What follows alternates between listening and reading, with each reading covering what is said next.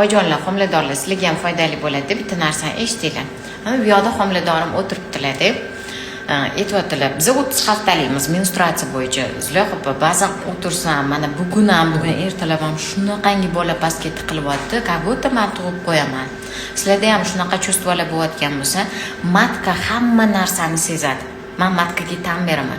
Doim aytaman, sizlar bekordan bekorga bezovta bo'lmaysizlar. Buni sababi bo'ladi. Shuning uchun matkam ham og'riyapti. Qandaydir matkani o'zida og'riq bor, oyisi pastga qadalyapti, pastlarim og'riyapti, paxotkam tug'ib qo'ydiman, paxotkam yurishlarim o'zgaryapti deyaptilar. Shuning uchun ko'rganimizda aytyaptilarki, выделение ko'p.